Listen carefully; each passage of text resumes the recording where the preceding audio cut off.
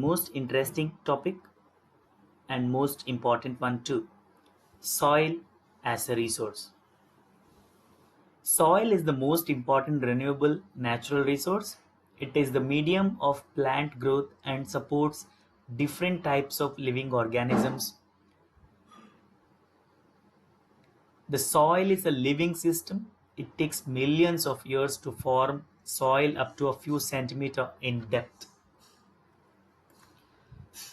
We will learn about soil as a resource, types of soils, soil erosion, and soil conservation measures in this video. So let's begin.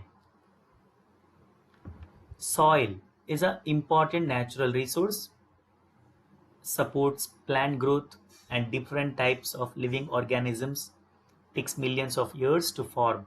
You might have studied about the rock cycle. Relief, parent rock or bedrock, climate, vegetation, and other forms of life and time are important factors in the formation of soil. We will see the factors affecting the formation of soil: parent rock, climate, vegetation, wind, activity of decomposition, glaciers, organic and inorganic materials, temperature. These various forces of nature, such as change in temperature, actions of running water, wind and glaciers, activities of decomposers, contribute to the formation of soil. Chemical and organic changes which take place in the soil are equally important. Soil also consists of organic, that is humus, and inorganic materials. On the basis of color, thickness, chemical and physical properties, and texture, that is age, soils can be classified into various types. Now some of them we are going to study in this chapter: alluvial soil, black soil, red soil, laterite soil, arid soil, and forest soil. Types of soils is important for 5 marks. More than types of soils, it is soil erosion and control measures that is important. Now we will begin with the types of soils. The first one is the alluvial soil. This is the most widely spread and important soil. In fact, the entire northern plains are made of alluvial soil. These have been deposited by 3 important Himalayan river systems. You already know it last year in drainage chapter. Physical features of India chapter, you have studied that the northern plains are the interplay of 3 rivers, namely the Indus, the Ganga, and Brahmaputra. These soils also extend in Rajasthan and Gujarat through a narrow corridor. Alluvial soil is found in the eastern coastal plains, particularly in the deltas of Mahanadi, Godavari, and Krishna, Kaveri river too. The alluvial soil consists of various proportions of sand, silt, right, and clay. Sand, silt, and clay, which is brought down by the rivers. As we move inland towards the river valley, soil particles appear somewhat bigger in size. In the upper reaches of the river valley, near the place of the break of slope, the soils are coarse. Such soils are more common in the Piedmont plains, such as Duars, Kos, and Tarai. Now, Duars, Kos, and Terai. Terai you might have heard in last year, where in physical features of India, right? Apart from the size of their grains or components, soils are also described on the basis of their age. According to the age, alluvial soil can be classified into old alluvial and new alluvial, that is Bangar and Khadar. The Bangar soil has higher concentration of Kankar nodules than the Khadar. Kankar is the calcareous deposits. It has more fine particles and is more fertile than the Bangar. Alluvial soil is very fertile That is why it is very famous for. Mostly these soils contain adequate proportion of potash, phosphoric acid and lime, which are ideal for the growth of sugarcane. Paddy, wheat and others cereal and pulse crops also can be grown with the use of alluvium. Due to its high fertility, regions of alluvial soils are intensely cultivated and densely populated. Soils in the drier areas are more alkaline and can be productive after proper treatment and irrigation. Next one is black soil. These soils are black in color and are also known as Reger soil. Yeah, this is important for MCQ. Black soil is ideal for growing cotton and is also known as black cotton soil. It is believed that climatic conditions along with the parent rock material are the important factors of the formation of black soil. This type of soil can be seen in the Deccan Trap, spread over northwest Deccan Plateau and made of lava flows. They cover the plateaus of Maharashtra, Saurashtra, Malwa, Madhya Pradesh, Chhattisgarh, Godavari and Krishna valleys. The black soils are made of extremely fine clayey material. They are well known for their capacity to hold moisture. In addition, they are rich in soil nutrients such as calcium carbonate, magnesium, potash and lime. These soils are generally poor in phosphoric contents. They develop deep cracks during hot weather, which helps in the proper aeration of the soil. The soils are sticky when wet and difficult to work on unless tilled immediately after the first shower or during the pre-monsoon period. Right? You can see on your video that whatever I am explaining, I have put it into bullet points. The next one is red or yellow soil. Red soil develops on crystalline igneous rocks in areas of low rainfall in the eastern and the southern parts of the Deccan Plateau. Yellow and red soils are also found in the parts of Orissa, Chhattisgarh, southern parts of Middle Ganga Plain, along with the Piedmont zone of the Western Ghats. These soils develop a reddish color due to diffusion of iron, right? They are rich in iron because of the diffusion of iron happens. These soils looks yellow when it occurs in a hydrated form, right? Now what can we grow in this? Rice, pulse, sugarcane can be grown. Laterite soil. Laterite has been derived from the Latin word lata, which means brick. The laterite soil develops in areas with high temperature and heavy rainfall. This is the result of intense leaching due to heavy rain. See, it is written here, leaching by heavy rainfall. Humus content of the soil is low because most of the microorganisms, particularly the decomposers like bacteria, get destroyed due to high temperature. Laterite soils are suitable for cultivation with adequate doses of manures and fertilizers. These soils are mainly found in Karnataka, Kerala, Tamil Nadu, Madhya Pradesh, hilly areas of Odisha and Assam. After adopting appropriate soil conservation techniques, particularly in the hilly areas of Karnataka, Kerala and Tamil Nadu, they can be useful to grow tea and coffee. Red laterite soils in Tamil Nadu, Andhra Pradesh and Kerala are more suitable for crops like cashew nut. You might have seen Kerala and observed Dakshina Kannada also. We have large laterite soil found. The next one is arid soil. Arid soil range from red to brown in color. They are generally sandy in nature and saline in nature. In some areas, salt content is very high and common salt is obtained by evaporating the water. Due to the dry climate, high temperature, evaporation is faster and the soil lacks humus and moisture. The lower horizons of the soil are occupied by kankar because of the increasing calcium content downwards. The kankar layer formations in the bottom horizons restrict the infiltration of water.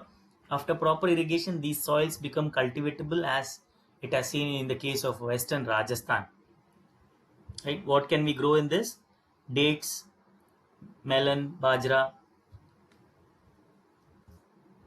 The next one is forest soil. These soils are found in the hilly and mountainous areas where sufficient rainforests are available. The soil texture varies according to the mountain environment where they are formed. They are loamy, silty in the valley sides and coarse-grained in the upper slopes. In the snow-covered areas of the Himalayas, these soils experience denudation and are acidic with low humus content. They have a deficiency in humus. The soils found in the lower parts of the valleys, particularly on the river terraces and alluvial fans, are fertile. Now, these are the types of soils. I had put the bullet points in the video. You can write this for the classwork. I would say on a scale of importance, this is probably at 6 out of 10.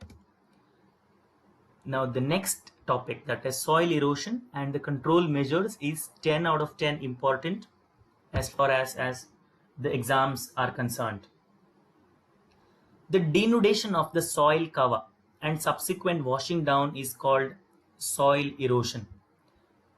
The process of soil erosion and erosion go on simultaneously, and generally there is a balance between the two. Sometimes this balance is disturbed due to human activities like deforestation, overgrazing, construction and mining.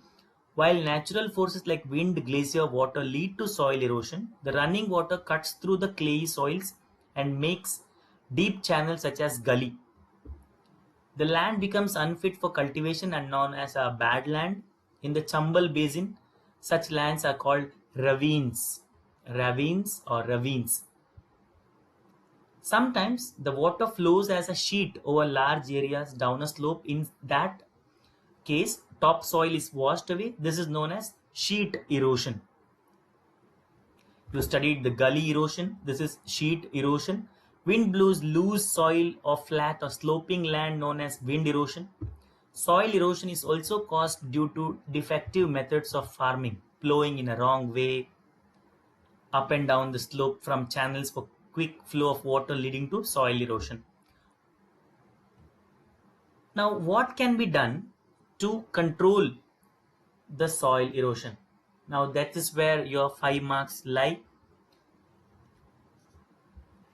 These are some of the important measures that can control soil erosion. We'll go one by one. Contour plowing. Plowing along the contour lines can decelerate the flow of water down the slopes. This is called contour plowing. Steps can be cut out on the slopes, making terraces. You can see here terrace-like structure. It can be called as terrace farming. Western and central Himalayas have well-developed terrace farming. Large fields can be divided into strips. The strips of grass are left to grow between the crops, like this, can be called as strip cropping. What is the benefit of strip cropping? It breaks up the force of wind. Now, the last one is planting shelter belts. Planting lines of trees to create shelter also works in a similar way. Rows of such trees are called shelter belts. These shelter belts have contributed significantly to the stabilization of sand dunes. Remember sand dunes in the last class we studied? And in stabilizing the desert in Western India. Shelter belt is one such method to stabilize the sand dunes. Now, apart from this, you can write for 5 marks about the afforestation. What is afforestation? Planting trees. These 5 make up the 5-mark question for the measures to control soil erosion. In turn, soil conservation. We have reached to the last part of the chapter, that is the map, the soil distribution in India.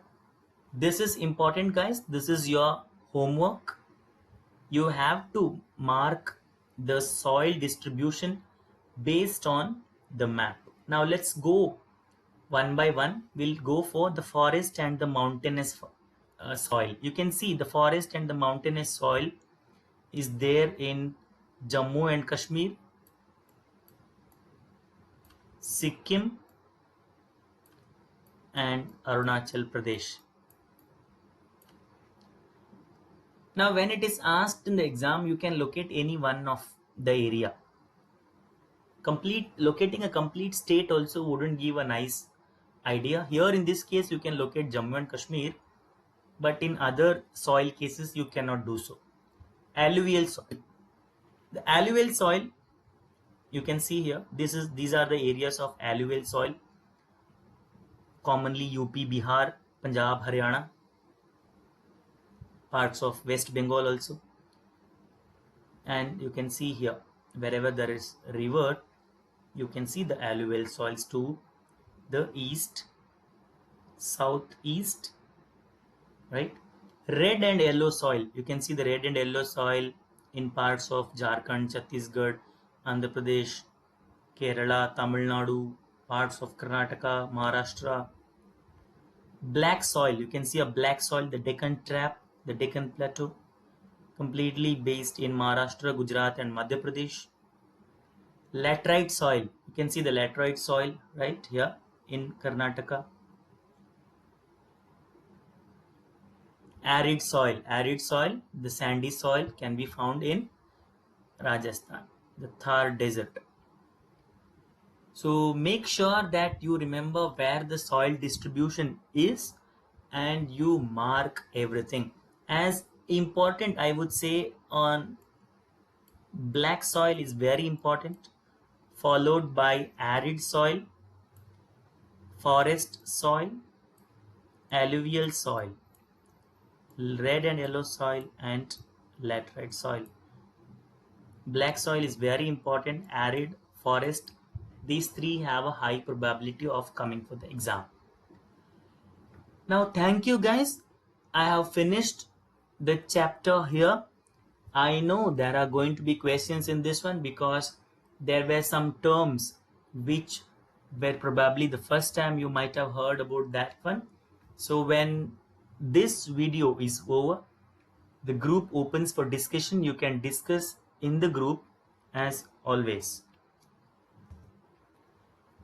Now, thank you for watching the whole chapter. The chapter is easy. I hope you have understood it. If you have not understood it, please watch it again till you understand. If you have any doubts, feel free to ask me. Thank you guys.